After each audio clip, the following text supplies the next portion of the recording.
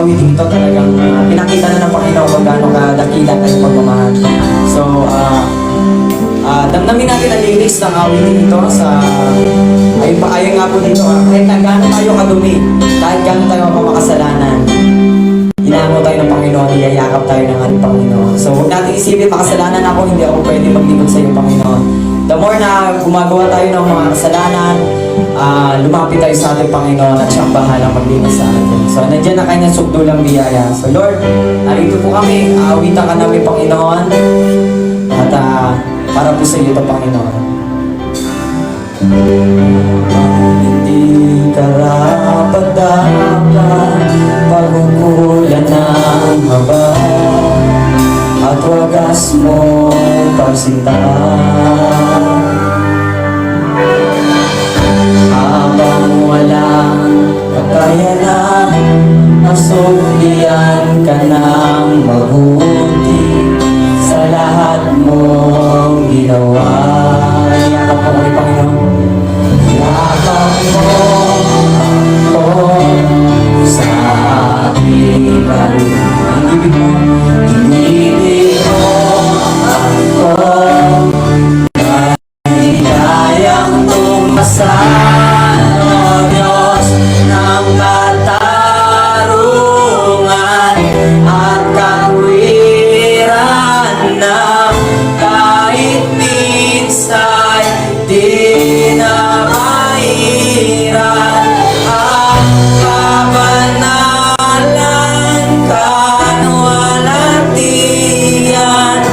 Salamat sa subdulang biyaya mo, O Diyos ng pag-ibig na mas malawak pa kaysa aking mga pagkakasala.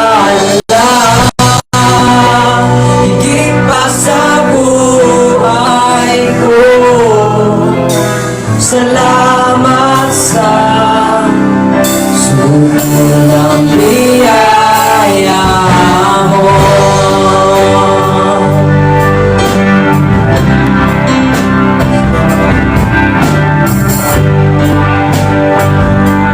Isa pa kapangilitan. Habang hindi karapat-dapat pagkukulan ng haba at wagas mong pagsintaan.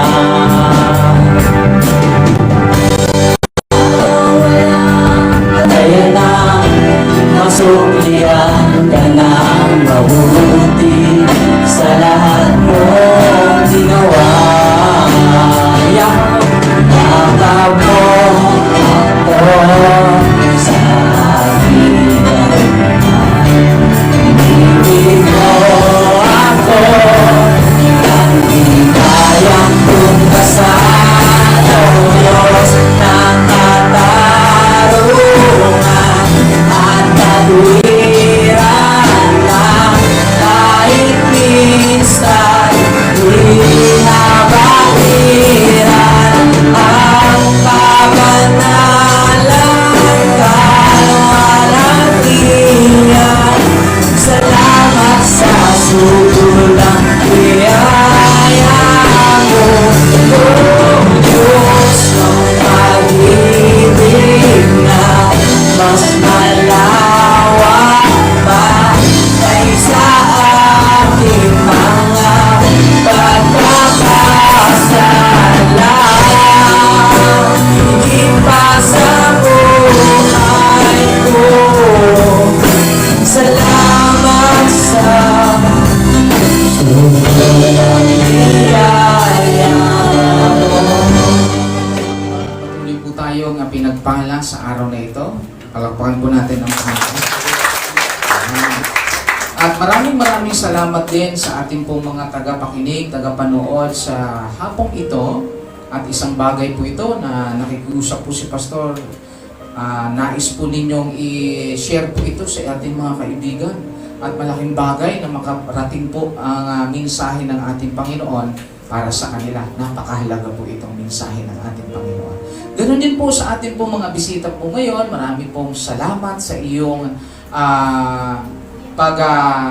pakikiisa sa amin pong pagsamba sa araw na ito.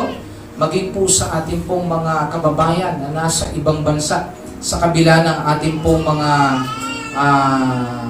pandemic situation. Ito po yung napakahalaga na isang bagay na nagpapalakas po sa bawat isa po sa atin. Purihin ang ating Panginoon at purihin ang kanyang mga salita na tumimo sa ating puso't isipan. Okay, makikita po natin sa screen, under ka ba sa taong mahal mo? Anong feeling niyo po ninyo? Saan ka ba under?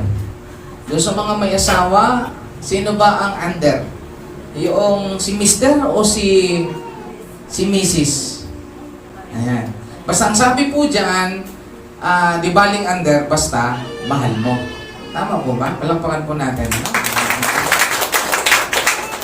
Ngayon, napakahalaga po natin itong pag-usapan dahil ito po yung magdadala po sa atin kung saan ba tayo nasa pailalim.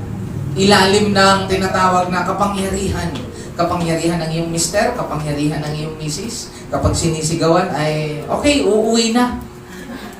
Ikaw ay maglaba. Ayan. Anong gusto mo? Anong lalaban? Di color o puti? Ano?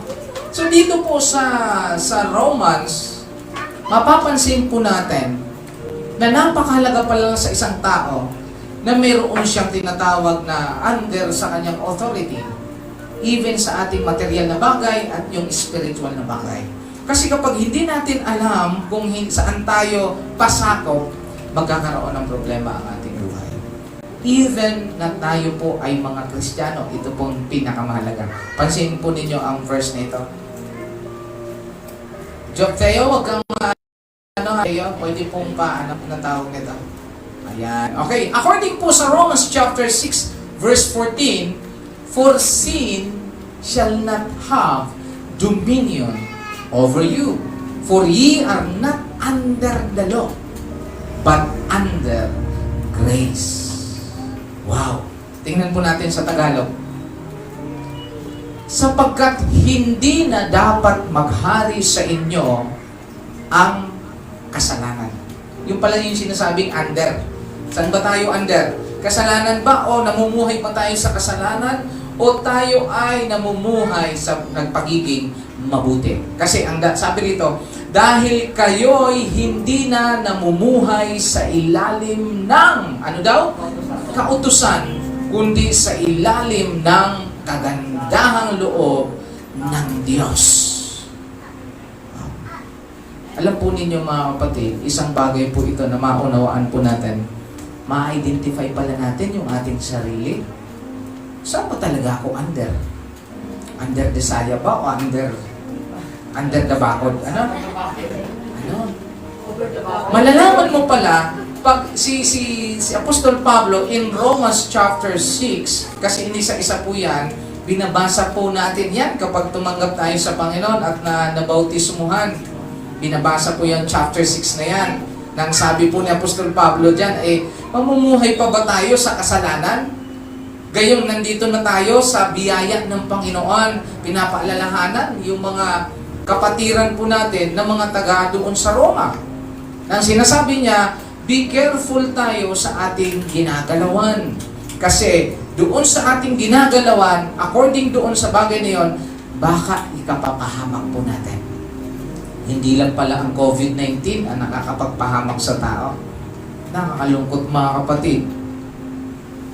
Sa balita, lagi po nating nababalitaan, tumataas, bumababa.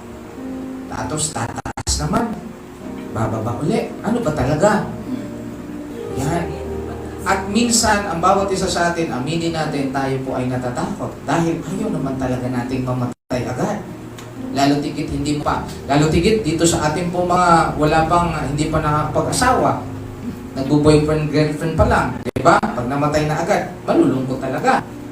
Yung mga gustong may pangarap, yung mga estudyante po natin na updated yung module nila na nagsusunog kilay. Tama po ba kuya dyan? Tama. Na. Gusto may marating pa sila. Gusto nila makapag-ano pa sila, makapag-ambag sa komunidad, lalo tigit sa kanilang pamilya. Ayaw nilang mamatay. Pero lagi po nating tatandaan, mga kapatid, ang kamatayan itinakda sa tao. Kaya sabi ni Apostol Pablo, alam po ninyo na mas magandang mamatay na nasa kay Kristo. Amen. Kaya ang sabi po niya, gusto niyo bang mamatay muna? Totoo po yan. Lahat po ng mga tumanggap sa Panginoon, sila ay nakiisang namatay kay Kristo doon sa cross. Tama? O, palampakan po natin ng Panginoon. Kaya yung binanggit ni Apostol Pablo sa 14, sapagat hindi na dapat maghari sa inyo ang kasalanan. Ito naman ang sasabihin, baka si pastor napaka-dogmatic naman or napaka-ano. Ang totoo pala, dapat naka-mindset po sa atin na kapag ikaw pala ay nasa Panginoon, hindi ka na nabubuhay sa kasalanan.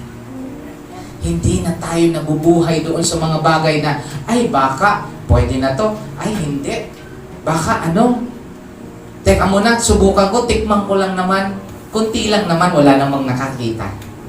Ang totoo pala, sabi ni Apostol Pablo, mga kapatid sa pananampalataya, please, huwag na nating pabalikin pa ang Panginoon na namatay doon sa cross para sa ating mga kasalanan.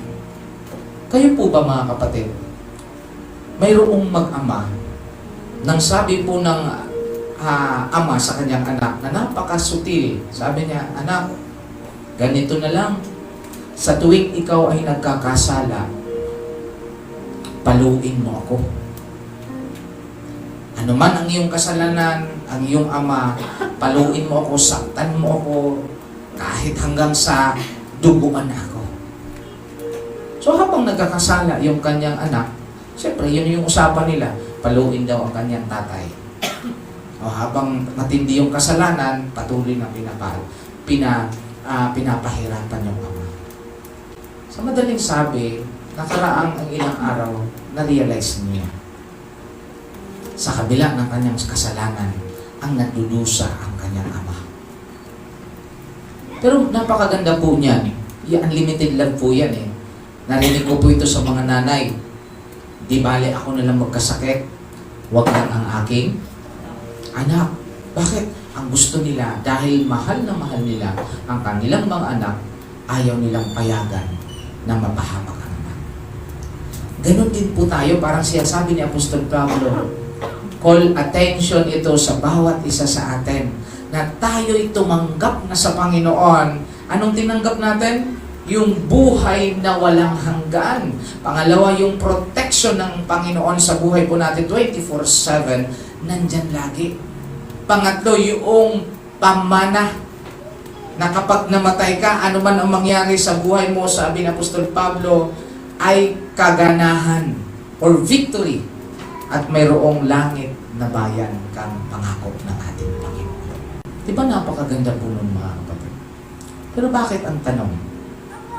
Bakit patuloy pa rin tayo masarap maging alipin sa kasalanan? Kayo po ang magsasagot po niyan. Simple lamang ang gusto ipaabot ni Apostol Pablo.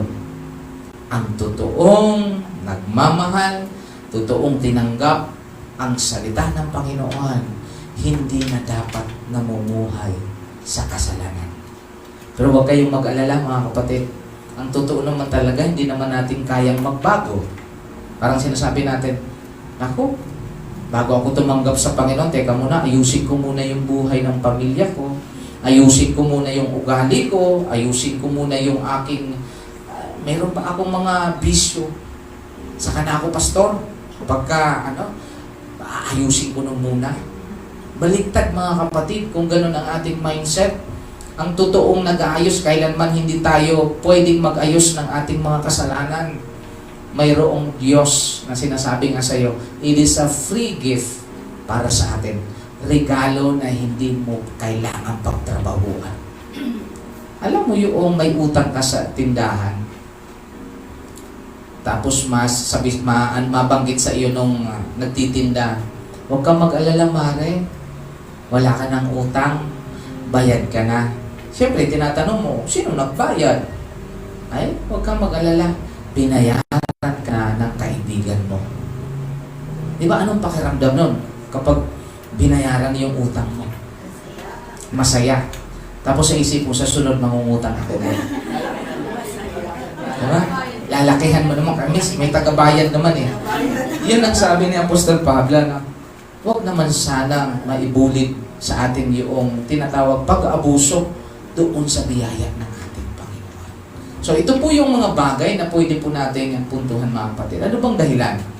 Sabi dito, we are under the law in the Old Testament or under grace. Tayo ba ay nasa ilalim ba ng kautusan ni Moises o tayo ba ay sa kautusan ng ating Panginoon? Gusto ko lang i-explain po dahil sa may bisita po tayo. Yung under the law, sa Old Testament, mayroon po tayong 10 utos. Tama po ba yan? Lahat po naman nakakaalam, ano? Ano po yung isa sa mga 10 utos? Huwag kang papatay. Ano pang ano po doon? Na masarap, ano po talagang laging bawal na nga, pero masarap pa rin. Huwag kang mangangalon niya. No? Sarap kasi yun, ano? Yung 10 commandment na yon, binigay ang utos na yon para maramdaman, malaman ng tao na siya ay may kasalanan. Ano ibig sabihin ng kasalanan? Yung kasalanan na hindi tayo sumusunod sa ating Panginoon. So in the Old Testament, hindi nakarating sa pamantayan doon sa magiging mabuti sa Panginoon. Naging matigas ang ulo nila, kaya hindi po sila nakasunod po doon sa utos ng Panginoon. Noong unang kapanahunan, ano ang hatol? Kamatayan. Kapag nagkasala po tayo, ang hatol, stone to death. Grabe yung hatol. Ngayon, ang sabi ng Ama, ang mga tao talaga, hanggang ngayon, gagawa tayo ng paraan kasi hindi kaya nilang iligtas ang kanilang sarili. Kaya ang ginawa niya, mayroon tayong Kristo. Anak, nung unang kapanahonan, ang daming mga handog. Magandang tupa, matabang tupa. Every taon-taon yan para maano po yung ang iyong kasalanan. Mapatawad. Magasusunog ka doon. Pero sa ngayon, sasabihin parang alam na ng Panginoon, ano? Wala namang alaga si Kuya dyan. Ano man kayang ihandog niya pag nagkasala? Siguro kung araw-araw tayo nagkakasala, ubos yung mga, kawawa naman yung mga animal, ano? Alam mo, nagkasala ka ngayon, o nakapagsalita ka na hindi maganda, ano? O di ihandog mo yung manok mo. Eh kung wala kang manok, yung tatay mo, yung paborito niyang pet na manok, oh, ito po, kasi tabang-taba po ito, Lord. So, naisip na ng Panginoon yon, yung kalabaw ni tatay na pang-araro. Di ba? Nagkasala ka. Ano mangyari sa kalabaw? Ayan, patay. Ang matindi dito, mga kapatid, yung kakainin mo lang, handog mo pa sa Panginoon. Kasi that time, yung mayroon tayong first fruit, o yung unang ani, kinakailangan mayroon para sa Panginoon. Kaso lang, ang matindi, mga kapatid, yung binhi. Halimbawa, nag-ani na tayo, nareklamo pa tayo, ang tumal ng ani, Panginoon, tawad muna. May kita ako ngayon, Lord, hindi mo na ako mag-tithe sa offering, Lord. Huwag muna, Lord, bukas na lang kasi, sa ano na lang, sa sunod na lang na Sunday, para medyo malaki-laki ang kita. Mga kapatid, you are under the law or grace. So, iniisa-isa po natin ito. Ngayon, ang sabi ng Panginoon, huwag kang mag-alala, gagawin ko na lahat. Ang gagawin mo lang, maniwala ka lang sa akin. Sumunod ka lang sa akin. Namatay si Jesus Christ, yung dugo niya, nilinis para sa ating mga kasalanan, pagbangon na muli, mula sa mga patal, ano sabi doon? It is an eternal hope. Kapag ikaw din ang namatay, una-unahan lang ito, Kuya Jan. Bukas man o sa makalawa, sasabihin ng Panginoon, huwag kang mag-alala na isasama kita doon sa aking kalangitan. May pangako sa atin. Kaya we are under grace. Ngayon, anong ibig sabihin na under yung grace, mga kapatid? Ito po yung meaning na mas mabilisan lang. What is grace? Number one, it is an attribute of God. God is gracious. The Lord is gracious. Ito po yung bigay ng Lord sa atin na hindi mo kaya ang iyong kasalanan. Ang sabi ng Lord, ako nagawa ng paraan. Huwag kang mag-alala, anak. Hindi mo na kailangan magpapako sa cross. Hindi mo na kailangan magpahila ng mga ano pang bagay. Gagawin ko para sa iyo. Number two, ang sabi rito, it comes through Jesus Christ. Grace comes through a person. It's personal. John 1:17, for the law was given by Moses, but grace and truth came through Jesus Christ. Moses gave the law and Jesus Christ gave grace. Madali po nating intindihin. Noong unang kapanahonan under law, kapag nagkasala ka, kamatayan ang hatol. Ngayong kapanahonan ni Jesus Christ, nagkasala ka, bigyan ka pa ng buhay.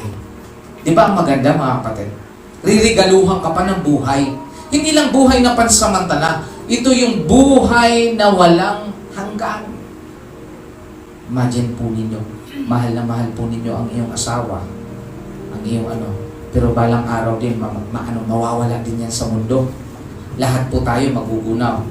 But ang magre-remain po sa atin, yung buhay na walang hanggan sa piling ng ating Panginoon. Kahit ano ang tindi ng iyong pagmamahalang dalawa, mahal na mahal kita. Sige, muha chup-chup. No. Namatay na ngayon. Ang mahalaga, mahal kasama mo ang Panginoon sa iyong pagmamahal.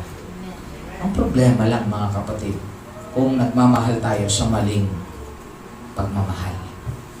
Kung baka doon sa under the law, hindi under grace. Ang sabi sa number 3, it's eternal. Ano pa, Ate Tricia, may isa pa. God has always acted in grace. In 2 Timothy chapter 1, verse 9, it's eternal. Ang biyaya ng Lord, yung kagandahan ng loob, hindi po yan natatapos. Yung kahabagan ng Lord sa buhay po natin. Kaya everyday, mga kapatid, during na tayo ay may problema, tayo ay nagpipray, tayo naghihingi ng protection, provision sa Panginoon, alam po ninyo, andyan ang Lord sumasagot. Maring hindi lang siguro ang kamay niya, ang hirap naman po kasi, mga kapatid, kapag humingi tayo sa Panginoon, ang hirap naman mula sa langit, ang laki ng kamay, ayan na. Hindi naman may mga taong ginagamit ang Panginoon para sa iyong pangangailangan. Ang lawak, kaya ang sabi natin, ang lawak ng kamay ng ating Panginoon. At ang matindi pa ron, hindi lamang ikaw susuplayan ng pangangailangan mo araw-araw, susuplayan ka ng kalakasan eternal sa buhay po natin. Ang sarap na, mga kapatid. Number 4, ang sabi po dyan, it's free. Ayan. It's free, it's unconditional, it's a gift, you don't earn it. You don't work for it. Romans chapter 3:24, we are justified freely by His grace. Alam po ninyo, mga kapatid, yung palang biyaya ng ating Panginoon, yan po ang nagbibigay sa atin ng kalinisan ng ating mga kasalanan. Siya ang tatrabaho sa buhay po natin. Ano man ang mga problema sa buhay po natin, the grace of God justify. Yung mapawalang sala tayo doon sa mga ating mga kasalanan nung unang kapanahunan. Kaya doon, napakahalaga po dito sa ating po mga bisita, sa nanay po natin, ito yung ginagawa natin na napaka-importante sa buhay po natin. Yung pagsamba sa Panginoon dahil alam natin, binago tayo ng Panginoon sa pamagitan ng biyaya niya. Number 5, it is limitless. Pag sinabi po natin limitless, walang hanggan. Hindi na, ang tawag nito, hindi siya nagkukulang. Ang sabi dito, God's grace is limitless. If you try to measure the grace of God, you'd face an impossible task. Romans chapter 5, verse 20. Pansinin po ninyo, mga kapatid, maliban doon sa biyaya ng Panginoon, sino ang makapagsukat ng dami ng tubig sa dagat? Sino ang makapagtala na naubos ang tubig sa dagat? Sino ang makapagsasabi na ang bukal sa bundok ay nauubos? Alam niyo kung bakit? Kung maubos lahat yan, diyan na tayo magpanik. Bakit? Ang hirap kaya nang walang iinumin. O wag mo na sa iinumin, may iinumin lang pero walang pangligo. Nasubukan niyo na po ang hindi maligo ng isang linggo? Isang araw lang eh, ano? Sa panahon po ngayon, ano nga ng isang mic? Sa panahon po ngayon ay, ano tawag nito?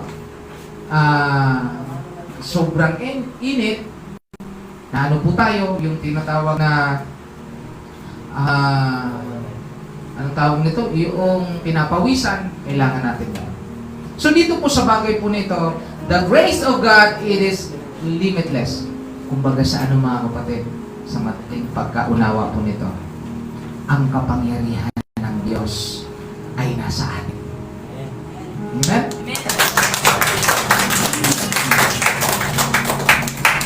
Isa pa po, mayroon pa yata rito. Sabi dito, they didn't hold God to a cross. Love Him. Hindi po sa pamagitan ng pako ay nahold yung ating Panginoon doon sa cross dahil sa pagmamahal niya sa iyo at sa akin. Ang totoo po nun, mahal na mahal tayo ng Panginoon. Kaya nga, supernatural love ng ating Panginoon. Isang bagay po ito na dapat po natin maunawaan. Dalawang nais ko pong ipaabot po sa inyo ang ilustrasyon dito. Ang sabi rito, God's grace produces moral excellence. Sa madaling sabi pala, kapag ikaw ay may kapangyarihan ng Lord, kapag ikaw ay nasa sa iyo ang Panginoon, lahat pwede mong magawa. Ang sabi rito, but God be thanked that though you were slaves of sin, yet you obeyed from the heart that form of doctrine to which you were delivered, and having been set free from sin, you became slave or of righteousness. Sa Tagalog version po ng mga kapatid, yung binasa natin kanina, kapag ikaw may kapangyarihan ng Diyos, kaya kang mamuhay sa pagiging matuwid, sa pagiging maayos.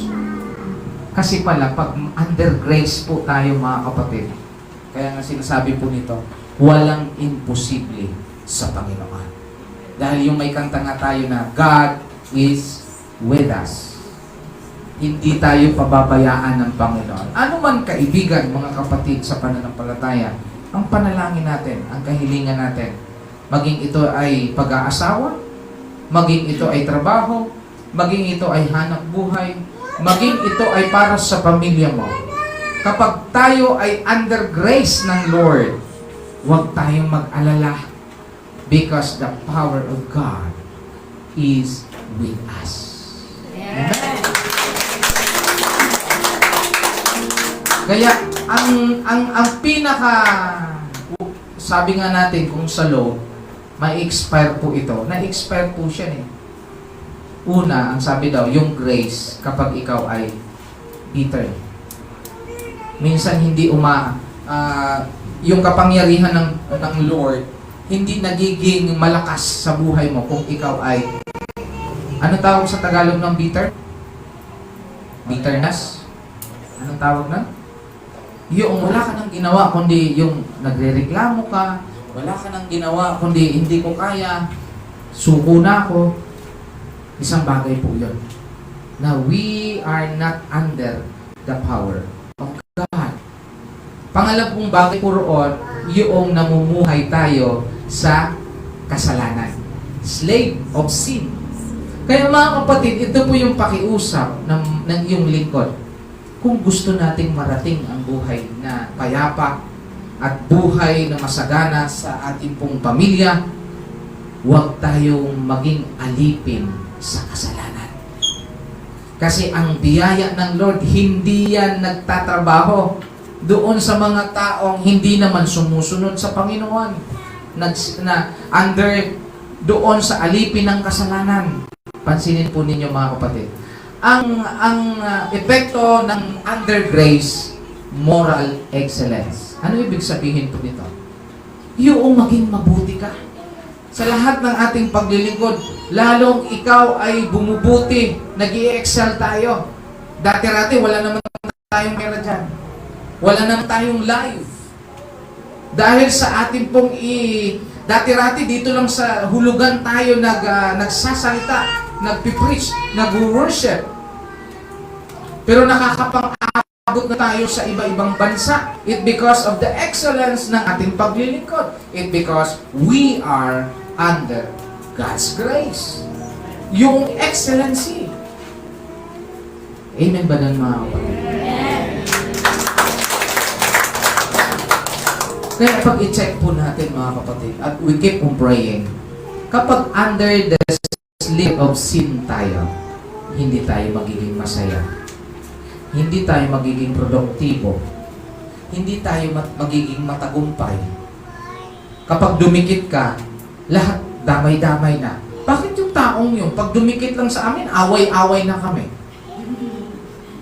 Wala lang siya noon, ang saya-saya namin. Pero nung nandito na siya, wala na, tahimik na. It because of hawaan po yan. Isang bagay po yan. Pero kung ikaw ay dumikit sa taong under the grace of God, walang isipin yan, kundi sa pagtatagumpay, sa ikabubuti ng pamilya, sa ikabubuti ng kaibigan, sa ikabubuti ng iglesia. Kaya nga yung under grace, mga kapatid, hindi yan maramot.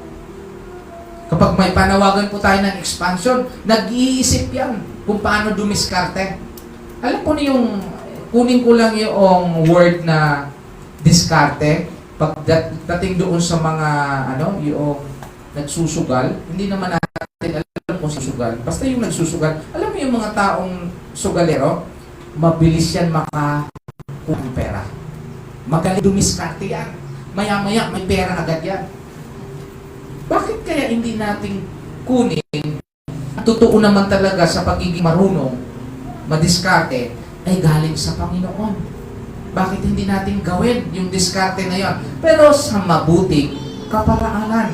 O bakit hindi tayo mga lakal? Kaya ang totoo mo, mga kapatid, yung mga nagtatagumpay, yung mga masisipag. Masipag sa tao, masipag manalangin. Mahirap naman yung masipag ka manalangin, wala kang ginagawa. Hindi totoo po yun. Lord, bigyan mo ako ng pagpapala. Kailangan ko po bukas ang 1,000. Hanggang prayer ka na lang, tapos nakahabang ka doon sa ano. Diba? Ang totoo po yun, kasamang paggalaw. Even si Apostol Pablo, mga kapatid. Tingnan po ninyo yung journey ni Apostol Pablo. Yung mission niya, first, second, and third. Halos nagalugad po niya ang buong Macedonia, Asia, Cappadocia, hanggang dito sa Phoenicia, Judea. Dahil andun yung prayer niya, andun yung grace ng Lord sa buhay niya, ano man ang mangyari sa buhay niya, nadaanan niya ang bagyo dito sa nasiraan siya ng yung barko, nagutuman siya, inalipusta siya, may death threat sa kanya, pero by the grace of God, sa kapangyarihan ng Lord, tuloy ang kanyang paglilingkod. Hindi inaalintana ang mga obstacles sa buhay. It is an opportunity. Kapag may problema tayo, isipin natin, mayroong magandang mangyayari sa buhay po natin. Because we are under the grace of God. Amen? Nagpapasalamat tayo kay Apostol Pablo dahil kay Apostol Pablo sa mga alagad po natin, nakarating dito sa atin. Sa mga misyonary, nakarating ang salita ng Panginoon. Kung wala po yun, yung panalangin at pagsusumikap, hindi magkakaroon ng katagumpayan yung biyaya ng Lord. Sa Apostol Pablo, sunod po natin. Tingnan po natin dito.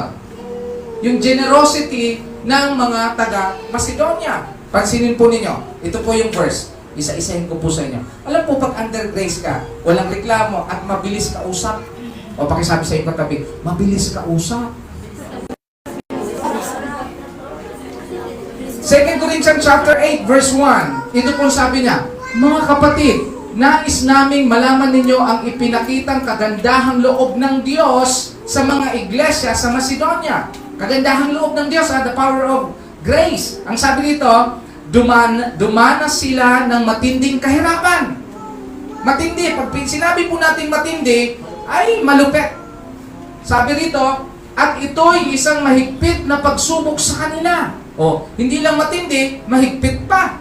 Yung parang sinturon, di ba? Yung alam po, gusto mong mag-diet, yung talagang, oo, di ba? Pinipilit mo pang lumiit ang tiyan mo, pero masakit. Ngunit sa kabila ng kanilang paghihikahos, ibig sabihin, walang kapera-pera, hikahos. Parang tayo lang, mukhang walang pera talaga. Masaya pa rin sila at bukas ang palad sa pagbibigay. Wow! Alam po ninyo, pag in-apply po natin yung grace ng Lord sa buhay po natin, never tayo mag-isip na wala tayo. Hindi natin kaya. Kasi ang Macedonia pa lang, atat na atat pa sila. Hindi pa dumarating si Apostol Pablo. Sabi niya, mayroon na kami nakahanda para sa pangangailangan ng paglilingkod. Para sa pangangailangan ng mga lingkod ng Panginoon. Hindi nagugutuman. Want to sawa din. Kapag nakita ng Lord kasi ang puso po natin, because we are under the grace of God, pansinin po ninyo, hindi kailanman nauubusan ang pagkain sa pagkainan. Amen? Sunod po natin sa verse 3. Sila'y kusang loob na nagbigay, hindi lamang sa abot ng kanilang kaya, kundi higit pa. Ang tindi nito, ano kayong naisip nila? No? Sabi rito, hindi pa, alam ko ito sapagkat mahigpit nilang ipinakiusap sa amin na sila'y bigyan ng pagkakataong makatulong sa mga kapatid na nangangailangan. Kasi alam nila mga kapatid kung paano mawalan. Alam nila kung paano maghikahos. Dahil sa pagmamahal at dahil sa biyaya ng Panginoon, kaya nilang ibigay more than doon sa kanilang tinatangkilik. Wow! Alam po ninyo kung tayo ang ating mindset bilang we are under the grace of God, kapag mayroong problema si kapatid, tapos tayo nag-aambagan, ang bilis. Anong kailangan mo? Bigas? Walang problema. O meron ako dito, 1 kilo. Si kapatid man, 1 kilo, hanggang umabot ng 1 sakong bigas. Ako po ninyong punto mga kapatid. Dahil ang bagay na yan, maliit man po sa malaki, basta ang mahalaga yung intention natin na tumulong, kagaya po ng nasa Macedonia. Makatulong sa mga kapatid, ang higit pa sa inaasahan namin, ibinigay nila ang kanilang sarili una sa Panginoon, pagkatapos ay sa amin ayon sa kalooban ng Diyos. Ang keyword mga kapatid, bakit ka nagbibigay? Bakit mo kailangan pang magsakripisyo alang-alang sa iyong kapatid? Dahil under grace ka ng Panginoon. Nasa biyaya ka ng Panginoon. Kasi iniisip mo, kahit anuman mawala sa buhay ko, ang Lord pa rin ang pumupuno ng aking pangangailangan. Pansinin mo si Job, nawala lahat ng kayamanan, pati asawa. Huwag kayong mag-alala. Kung mawalan kayo, ang mahalaga, hindi mawala sa atin ang Panginoon sa buhay natin.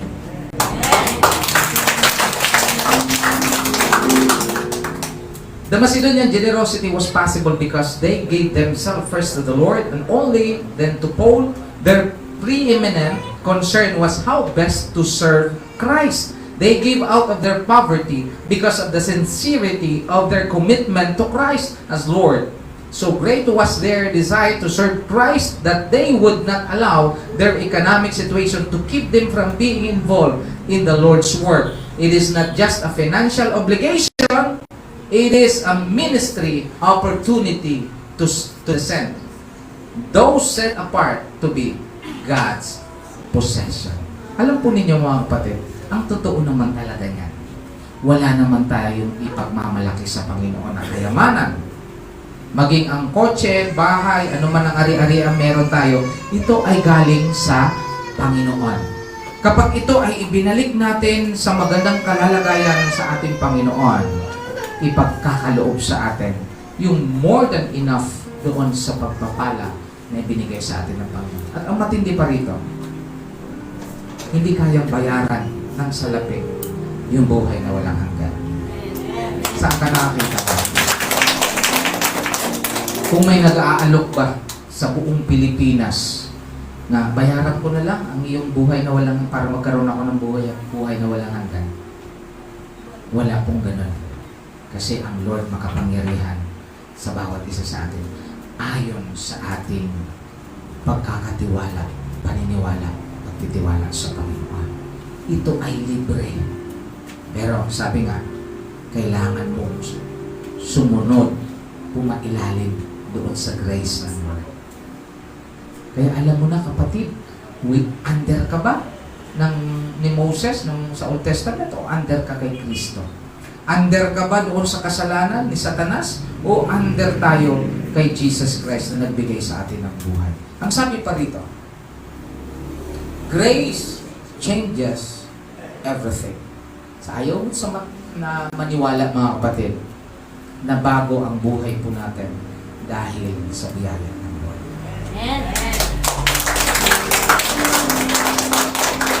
Dati kang makasalanan, ngayon, pinaking banal tayo ng Panginoon. At pwede tayong lumapit sa Ama. Pwede tayong tagapagmana doon sa kaharian ng Panginoon. Ano pa ang sabi rito? God is always around us like air. When we need a moment of peace and clarity, stop, take a deep breath, and breathe in God's love. Alam po ninyo, imagine niyo na lang yung hangin. Ganyan ang pagmamahal ng Diyos sa buhay po natin. Ang hangin hindi na uuubos. Pero yung sa utak natin, medyo limitado. Kapag naubos ang hangin sa utak natin, anong mangyayari sa tao? Mahihimatay. But the Spirit of God remain powerful sa buhay po natin. We are under the Holy Spirit. Kaya binigay sa atin, anytime, pwede tayo mag-connect sa ating Panginoon. Kapag ikaw ay nangangailangan, connect ka lang sa ating Panginoon. The blessing will flow abundantly.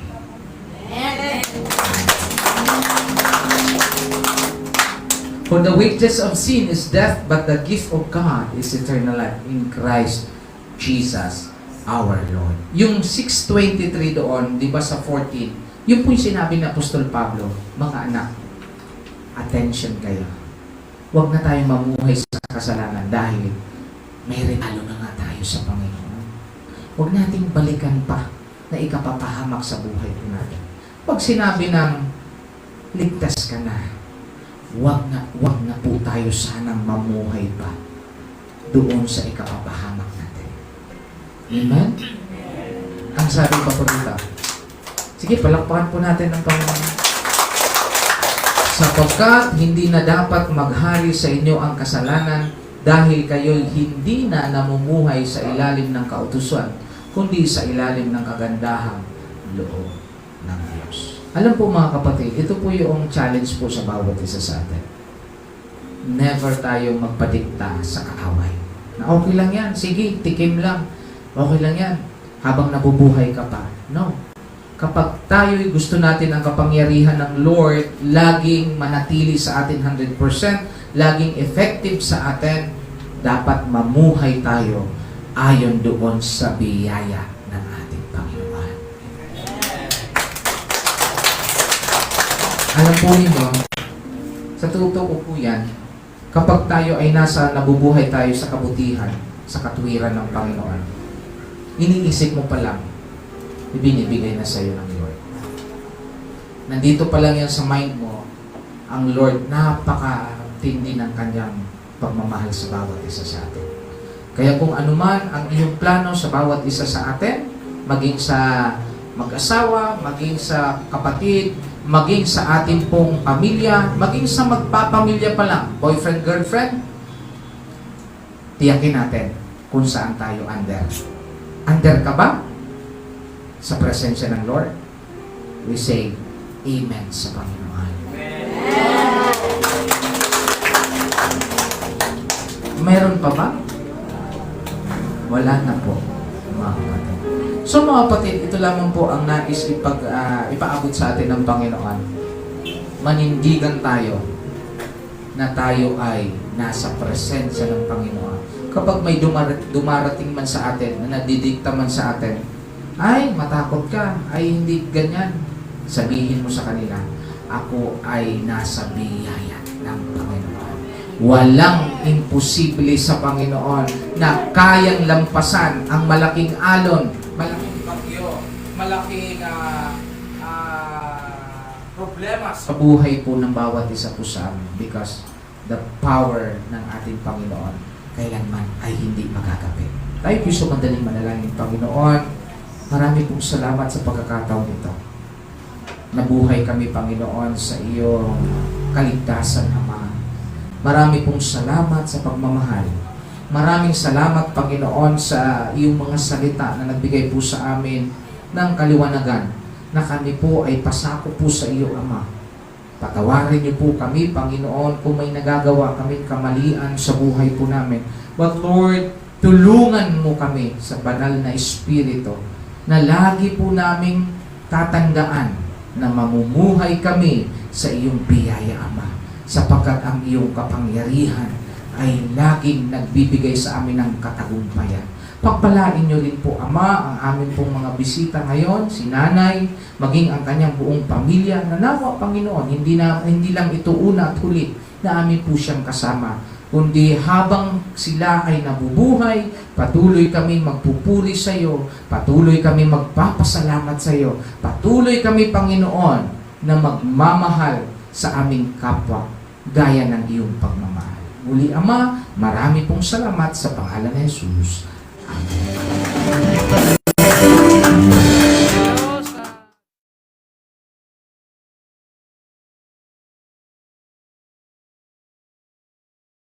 Nalangin po sa inyo.